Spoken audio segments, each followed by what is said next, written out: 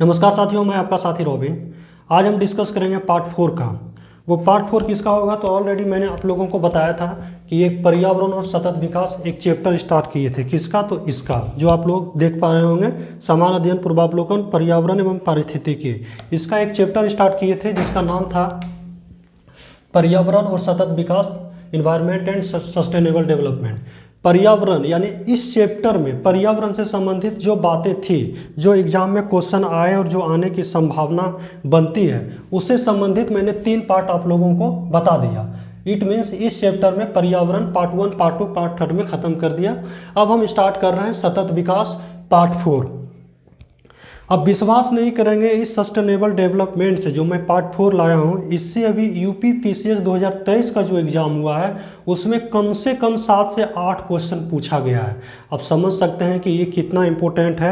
हम लोग सुने होंगे सतत विकास का लक्ष्य, एसडीजी गोल जो सुने होंगे, इसी में पढ़ना है। आप मोबाइल में भी देखे होंगे, जब हम लोग मोबाइल खोलते हैं और गूगल गोल से जब ओपन करते हैं तो उसमें ये सब दिखता है, गरीबी हटाओ, तो बेहतर स्वास्थ्य शिक्षा की व्यवस्था होनी चाहिए, लैंगिक समानता की व्यवस्था होना चाहिए। ये सब जो दिखता है वही सस्टेनेबल डेवलपमेंट गोल है। बहुत बार सुने होंगे धारणीय कृषि, धारणीय विकास, तमाम प्रकार का जो बातें हैं इससे संबंधित हम बताएंगे, जो अभी यूपी पीसीएस के भी एग्जाम में आए हैं और आने वाले एग्जाम में भी अक्सर ये पूछे जाते हैं। चलिए स्टार्ट करते हैं सतत विकास। सतत विकास या इसी को धारणीय विकास बोलते हैं, इंग्लिश में सस्टेनेबल डेवलपमेंट बोलते हैं। इसका और नाम है, एग्जाम में जो अलग अलग नाम से इसे पूछा जाता है वो मैं एक जगह कलेक्ट करके, संग्रहित करके मैंने आप लोगों को बोर्ड पे लिखकर समझाने की मैं कोशिश कर रहा हूँ। अन्य नाम है इसका टिकाऊ विकास, इसी को बोलते हैं पोषकीय विकास या संधारणीय विकास। एग्जाम में कुछ भी मिल सकता है, सतत विकास नहीं दे के टिकाऊ विकास दे सकता है, सतत विकास नहीं दे के पोषकीय विकास देगा, सतत विकास नहीं दे के संधारणीय विकास दे सकता है या धारणीय विकास दे सकता है। तो ये अलग अलग नाम से आए तो सबका मतलब एक ही समझना है, वो सतत विकास है, सस्टेनेबल डेवलपमेंट है। इसकी परिभाषा एग्जाम में अक्सर पूछा जाता है। परिभाषा क्या है? तो वर्तमान पीढ़ी द्वारा प्राकृतिक संसाधनों का इस प्रकार उपयोग किया जाए कि भविष्य में आने वाले पीढ़ी को भी प्राकृतिक संसाधनों का लाभ मिल सके या उसका उपयोग वो कर सके। यानी यूँ समझिए कि जो वर्तमान में अभी हम लोग हैं, प्राकृतिक संसाधनों का हम लोग इस प्रकार उपयोग करें, मतलब जो मुझे अभी ज़रूरत है वर्तमान में और उसके बिना पूरा नहीं हो सकता है तो उसका उपयोग करें, लेकिन भविष्य के पीढ़ी को देखते हुए, यानी हमारे बाद का जो जनरेशन आएगा, हमारा नेक्स्ट जो जनरेशन होगा, उसको भी इस प्राकृतिक संसाधन का लाभ मिल सके। अर्थात जैसे अभी कोयला प्राकृतिक संसाधन का उपयोग करते हैं थर्मल पावर के उत्पादन में, तो इसका मतलब ये नहीं कि भविष्य में कभी इसकी आवश्यकता हमारे आने वाली पीढ़ी को नहीं पड़ेगा, उसको भी इसकी आवश्यकता पड़ेगा। तो अपनी वर्तमान आवश्यकताओं को बिना प्रभावित किए आने वाले भविष्य में नए पीढ़ी की भी आवश्यकता को ध्यान में रखना है, और इसे ही हम लोग क्या बोलते हैं? सतत विकास या धारणीय विकास बोलते हैं। तो वही लिखा दिए हम यहाँ पे। तो एकदम सिंपल सी बात याद रखना है कि अपनी वर्तमान की आवश्यकताओं को पूरा करते हुए भविष्य में आने वाले नई पीढ़ी के आवश्यकताओं को भी ध्यान में रखना है। यही हमारा सतत विकास है।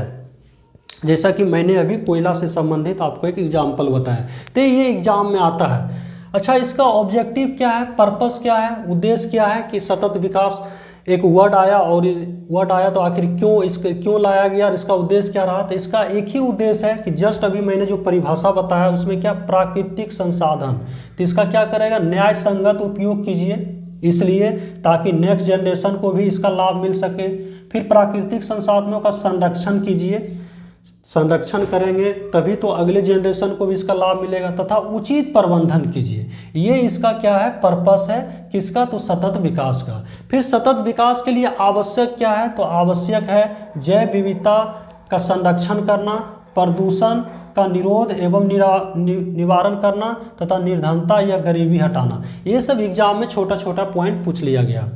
अब जो है वो है धारणीय विकास संवेदनशीलता का विषय है। किसके प्रति ये संवेदनशील है? तो परिभाषा भी जब बताए तो उसमें भी देखिए एक वर्ड आ रहा है प्राकृतिक संसाधन, यानी इस टिकाऊ में, सतत विकास में सारा जो फोकस है वो हमारा किस पे है? तो प्राकृतिक संसाधन पे है, प्राकृतिक संसाधन के उपयोग पे है। तो इसका आंसर क्या हो जाएगा? प्राकृतिक संसाधन। धारणीय विकास संवेदनशीलता का विषय है, किसका विषय है? तो ये प्राकृतिक संसाधनों का है। अब आगे पढ़ते हैं।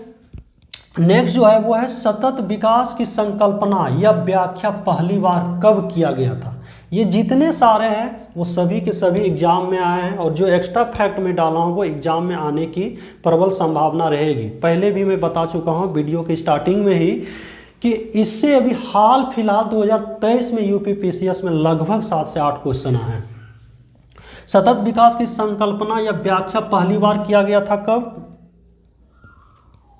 तो ये किया गया था 1987 में। एक रिपोर्ट आया था जिस रिपोर्ट का नाम है आवर कॉमन फ्यूचर। ये एग्जाम में कई बार पूछा गया है, हिंदी में है हमारा साझा भविष्य। ये आपको इंग्लिश में हिंदी करके लिखा रहेगा, हिंदी में लिखा रहेगा आवर कॉमन फ्यूचर, या इसका जो ओरिजिनल हिंदी होता है वो होता है हमारा साझा भविष्य। ये रिपोर्ट किसके द्वारा पारित किया, किसके द्वारा निकाला गया था? ये निकाला गया था WCD के द्वारा, जिसका नाम है the World Commission on Environment and development, पर्यावरण और विकास पर विश्व सम्मेलन। किसके द्वारा ये रिपोर्ट प्रकाशित किया गया था? Our Common Future. तो ये किया गया था WCD के द्वारा, the World Commission on Environment and Development, अर्थात पर्यावरण और विकास पर एक विश्व का सम्मेलन था, उसी के द्वारा एक रिपोर्ट पारित किया गया था। अच्छा, ये आवर कॉमन का एक दूसरा भी नाम है, क्या है? The Brundtland report. इसे द ब्रंटलैंड रिपोर्ट बोलते हैं। क्या बोलते हैं? ब्रंटलैंड रिपोर्ट बोलते हैं। किसका ये दूसरा नाम है? तो आवर कॉमन फ्यूचर का। ये दोनों एक ही चीज़ है, ध्यान रखना है। किसके द्वारा ये रिपोर्ट जारी किया गया था? तो ये जारी किया गया था WCD। कब किया गया था? तो ये 1987 में किया गया था, और इसी रिपोर्ट में पहली बार सतत विकास की संकल्पना रखी गई थी। अब क्या है, सतत विकास को पूर्ण समर्थन कब मिला? यहाँ इसकी संकल्पना रखी गई थी, पहली बार इस शब्द का प्रयोग किया गया, चर्चा किया गया, लेकिन सतत विकास को पूर्ण समर्थन मिला 1992 में पृथ्वी शिखर सम्मेलन। सभी को पता है पहली बार पृथ्वी शिखर सम्मेलन हमारा 1992 में हुआ, और कहाँ हुआ? तो रियो डी जेनेरियो में हुआ। रियो डी जेनेरियो, ये कहाँ पड़ता है? तो ये हमारा ब्राज़ील में पड़ता है। सतत विकास को पूर्ण समर्थन कहाँ मिला? तो ये हमारा मिला पृथ्वी शिखर सम्मेलन में, जो ये सम्मेलन हुआ था रियो डी जेनेरियो में, ब्राज़ील, और 1992 में। सभी को पता है प्रथम पृथ्वी शिखर सम्मेलन 1992 में हुआ, जो स्थान था वो रियो डी जेनेरियो। सतत विकास पर विश्व सम्मेलन, ये भी एग्जाम में आया है। विश्व सम्मेलन जो हुआ था 2002 में हुआ था, 2002 में हुआ था। इसे रियो 10 बोलते हैं। रियो 10 क्यों बोलते हैं? तो अब ये बताइए, 1992 प्लस 5, ये क्या हो गया? 1997। इसको बोलते हैं रियो 10, रियो 5। फिर इसके 5 साल बाद यानी 1997 प्लस 5 कितना हो जाएगा? 97 5 2 यानी 2002। इसी को हम लोग बोलते हैं रियो 10। नेक्स्ट हम आपको बताएंगे रियो 5 क्या है, रियो 10 क्या है, रियो 20 क्या है। तो ये हमारा जो सतत विकास पर विश्व सम्मेलन हुआ पहली बार, वो 2002 में हुआ। 2002 को ये रियो 10 बोलते हैं। रियो 10 का मतलब पृथ्वी शिखर सम्मेलन हुआ था पहली बार रियो डी जेनेरियो में, इसीलिए इसमें 10 साल जोड़ दीजिएगा। 1992 प्लस 10 कितना हो जाएगा? 2002। ये पृथ्वी शिखर सम्मेलन 2002 के भी नाम से जाना जाता है। कौन? रियो 10। लेकिन ये किस जगह पे ये सम्मेलन हुआ था? तो ये जोहान्सबर्ग, दक्षिण अफ्रीका का एक जगह है, एक शहर है, जोहान्सबर्ग में हुआ था। तो ये ध्यान रखना है। अब है सतत विकास लक्ष्य सर्वप्रथम प्रस्तावित, जो अभी 17 लक्ष्य आप देखते हैं, जो मैं वीडियो की स्टार्टिंग में बताया था, जिसमें गरीबी समाप्त करना है, बेहतर शिक्षा की व्यवस्था करना है, लैंगिक समानता लाना है, लड़कियों एवं महिलाओं को क्या करना है? सशक्त करना है, बेहतर जल की व्यवस्था करना है, स्थलीय जीव की सुरक्षा प्रदान करना है, जलीय जीव की सुरक्षा प्रदान करना है। इस प्रकार का जो 17 लक्ष्य है, तो धारणीय विकास, ये है हमारा सतत विकास लक्ष्य सर्वप्रथम कब प्रस्तावित किया गया? 2012 में। इसे रियो 20 बोलते हैं। रियो 20 का मतलब जोड़ लीजिए, पहली बार जो पृथ्वी शिखर सम्मेलन हुआ उसमें 20 जोड़िए, पहली बार हुआ 1992, अब प्लस 20, आप देख लीजिए 2 हो गया, 9 2 11 का 1 यानी 2012। इसीलिए इसको हम लोग क्या बोलते हैं? रियो 20 बोलते हैं। रियो 20 कब हुआ? तो ये रियो 5 आए, रियो 10 आए, रियो 20 आए। जब भी आए तो आप पृथ्वी शिखर सम्मेलन जो पहली बार हुआ उसमें आप जोड़ते जाएंगे तो वो निकल जाएगा। रियो 5 बोले तो पहली बार हुआ 92 में, 5 बोला तो 5 जोड़ देंगे 97, यानी रियो 5 कब हुआ? 97 में। रियो 10 आपसे बोले तो पहली बार कब हुआ? 92 में, 10 जोड़ देंगे तो 92 10 कितना? 2002, यानी रियो 10 हमारा 2002 में हुआ। रियो 20 पूछे तो पहली बार पृथ्वी शिखर सम्मेलन कब हुआ? तो हमारा 1992 में, 20 जोड़ देंगे कब आ जाएगा? 2012। तो इसी प्रकार ये रियो 20 लिखा हुआ है। और ये जो हुआ था सम्मेलन, ये रियो डू जेनेरियो ब्राजील में ही हुआ था। ध्यान रहे, रियो 20 ब्राजील में हुआ था। सतत विकास लक्ष्य सर्वप्रथम इसी में प्रस्तावित किया गया। इसमें कुल लक्ष्य कितना था? 17 था। कितना लक्ष्य था? 17, जिसे बोला गया क्या इंग्लिश में? SDG, sustainable development goals. GS लिखा हुआ है, मतलब गोल, सस्टेनेबल डेवलपमेंट गोल। क्या सस्टेनेबल डेवलपमेंट गोल से पहले भी कुछ चलता था क्या? बोलेंगे जी चलता था। इसके स्थान पे MDG चला करता था। क्या चला करता था? MDGS, millennium development goals. क्या चलता था इसके पहले? SDG आने से पहले मिलेनियम डेवलपमेंट गोल्स चलता था, और इसी मिलेनियम डेवलपमेंट गोल्स का स्थान लिया सस्टेनेबल डेवलपमेंट गोल्स SDG। और इसमें जो लक्ष्य रखा गया 17, प्रयोजन रखा गया 169। याद रखना है, ये भी लक्ष्य टोटल कितना था? 17, और प्रयोजन कितना रखा गया था? 169। यहाँ पे प्रस्तावित किया गया, देखिए यहाँ पे वर्ड, इसके वर्ड की संकल्पना रखा गया 87 में, फिर इसको समर्थन मिला 92 में, ये सब वर्ड याद रखना है। फिर इस पे एक सम्मेलन हुआ 2002 में, तब जाके इसे प्रस्तावित किया गया 2012 में। इसके लिए कितना डेट? 4 डेट, 1987, उसके बाद 1992, 2002, 2012, तब जाके फाइनली धारणीय विकास को अंगीकृत किया गया, इसे प्रभावित में लाया गया। वो कब लाया गया? तो 2015 में लाया गया, और ये स्थान था न्यूयॉर्क, और इसमें संयुक्त राष्ट्र शिखर सम्मेलन, 17वां संयुक्त राष्ट्र शिखर सम्मेलन न्यूयॉर्क में चल रहा था। और न्यूयॉर्क में विभिन्न देशों का जब वहाँ बैठक हुआ तो बोला गया कि हमने जो सतत विकास लक्ष्य सर्वप्रथम प्रस्तावित 2012 में किए थे, अब इसे लागू भी तो किया जाए, इसे अंगीकृत भी तो किया जाए, इसे अपनाया भी तो जाए पूरी देश दुनिया को एक बेहतर पर्यावरण और प्राकृतिक संसाधनों का संरक्षण के लिए। बोला जी बिल्कुल। तो 2015 में इसे अपनाया गया, और यहाँ ही निर्णय लिया गया कि अगले 15 साल, मतलब 2015 प्लस 15, 2030 तक जो मैं 17 लक्ष्य रख रहा हूं, जो मैं 169 प्रयोजन जो प्रस्तावित किए हैं, इस पे काम करना है अगला 15 साल तक, मतलब 2030 तक, उस पर एकदम बेहतर सुधार लाना है। उन्हीं में से पढ़ेंगे हम लोग कुछ महत्वपूर्ण सतत विकास का लक्ष्य। टोटल तो 17 है, लेकिन 17 नहीं पढ़ के कुछ कुछ पढ़ेंगे। मतलब ये 2030 तक क्या करेगा? गरीबी समाप्त करेगा।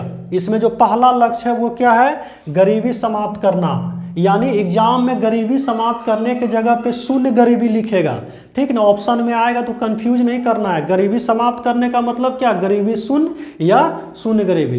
इसका दूसरा जो लक्ष्य है, एकदम सीरियली याद रखिएगा, एग्जाम में आता है, दे देगा, बताइए SDG 1 दे देगा। SDGs 1 में क्या है? तो बोलेंगे गरीबी समाप्त करना। क्या है? गरीबी समाप्त करना या शून्य गरीबी, ऐसे अब एग्जाम में पूछा जा रहा है। दूसरा क्या है? भूखमरी की समाप्ति या टिकाऊ कृषि को बढ़ावा देना, यानी भूखमरी की समाप्ति कर देना है पूरे देश दुनिया से। पहला नंबर में गरीबी, जितने गरीबी का प्रकार है पूरे विश्व से समाप्त कर देंगे। दूसरा में भूखमरी की समाप्ति कर देना, और इसी में है टिकाऊ कृषि को बढ़ावा देना। ध्यान रहे एग्जाम में आ जाए कि बताइए टिकाऊ कृषि हमारे सस्टेनेबल डेवलपमेंट गोल्स में कितने क्रम पे है? तो बोलेंगे दूसरे क्रम। बेहतर स्वास्थ्य एवं स्वस्थ जीवन को बढ़ावा देना बोलना उचित रहेगा। चौथा है गुणवत्ता युक्त शिक्षा को बढ़ावा देना या गुणवत्ता युक्त शिक्षा प्रदान करना पूरे विश्व के लोगों को। पांचवा में क्या है इसका, लैंगिक समानता। पांचवा में क्या है, लैंगिक समानता है, बहुत ही इंपॉर्टेंट एग्जाम में आता है, ये सारे एग्जाम में आए, एवं लड़कियों एवं महिलाओं को सशक्त करना। छठा में है सभी को पीने के लिए स्वच्छ जल एवं स्वच्छता की व्यवस्था करना, सभी को पीने के लिए स्वच्छ जल। तो सातवां क्या है, किफायती दर पे ऊर्जा की व्यवस्था करना, अर्थात स्वच्छ ऊर्जा की व्यवस्था करना, ये हमारा सातवां। पहला 1 से 7 आप ऐसे याद रख लेंगे। पहला क्या हो गया, गरीबी समाप्त करना। दूसरा क्या हो गया, भूखमरी समाप्त करना, और उसी में है टिकाऊ कृषि। तीसरा हमारा क्या हो गया, बेहतर स्वास्थ्य एवं स्वस्थ जीवन को बढ़ावा देना। चौथा हमारा क्या है, गुणवत्ता युक्त शिक्षा प्रदान करना। पांचवा क्या है, लैंगिक समानता है, जिसमें लड़कियों एवं महिलाओं को सशक्त करना। और छठा है सभी को पीने के लिए एक बेहतर पानी की व्यवस्था करना अर्थात स्वस्थ पानी की व्यवस्था करना। सातवां किफायती और स्वच्छ ऊर्जा। ये पहला 1 से 7 ऐसे याद रखेंगे। फिर इधर मैं कुछ आपको बताया हूँ, 11, 13, 14 सभी एग्जाम में आए हुए हैं। 11 क्या है, धारणीय शहरी एवं सामुदायिक विकास। 11वां जो लक्ष्य है, 17 लक्ष्य में से जो 11वां नंबर पे लक्ष्य है वो कौन सा है, धारणीय शहरी एवं सामुदायिक विकास। 13वां में जो है वो है जलवायु कार्रवाई। ये तो एकदम मोस्ट इंपोर्टेंट है भाई, आपको दे देगा कि बताइए SDG 13 ऐसे एग्जाम में आता है। SDG 13 में बताइए किसका चर्चा किया गया है, तो बोलेंगे जलवायु कार्रवाई की चर्चा की गई है, ऐसे एग्जाम में आएगा। 14 है जल में जीवन, अर्थात जलीय जीवन की सुरक्षा प्रदान करना। जल में जीवन का मतलब क्या, जलीय जीवन की सुरक्षा प्रदान करना। ये चौथा नंबर में, 14वां नंबर में है। 14वां नंबर में क्या है, जल में जीवन अर्थात जलीय जीवन की सुरक्षा प्रदान करना। 15वां में क्या है, स्थल पर जीवन अर्थात स्थलीय जीवन की सुरक्षा प्रदान करना। और अंतिम जो 17वां है वो लक्ष्यों के लिए भागीदारी है। इस प्रकार मैंने अंतिम 4 आपको 5 बताया और इधर पहला 7 बताया, लगभग 7, 5, 12 हो गया, 4, 5 छूटता है। तो जो इम्पोर्टेंट है मैंने इस 17 लक्ष्य में मैंने आपको बताया।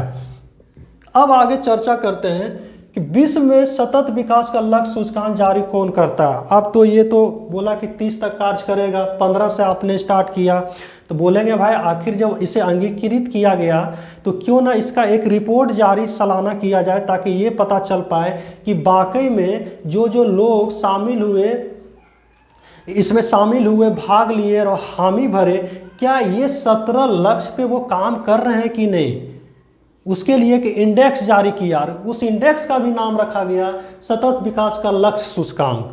यानी विश्व में सतत विकास का लक्ष्य सूचकांक एक जारी किया जाता है, और वो जो जारी करता संस्था होती है वो संयुक्त राष्ट्र होती है। कौन होती है, यूनाइटेड नेशन होती है। और उसमें देखता है कि पूरे विश्व में देशों की स्थिति क्या है, रैंकिंग क्या है, अर्थात कौन इस पे बेहतर ढंग से काम कर रहा है। जो इस 17 पे बेहतर ढंग से काम करेगा वो सतत विकास लक्ष्य में पहला स्थान रहेगा। और एग्जाम में भर भर के पूछा जाता है, विश्व में पहला स्थान, फिर उसके संदर्भ में भारत का पूछेगा, फिर जारीकर्ता संस्था पूछती है। अच्छा, तो इस प्रकार भारत में सतत विकास लक्ष्य सूचकांक कौन जारी करता है भाई।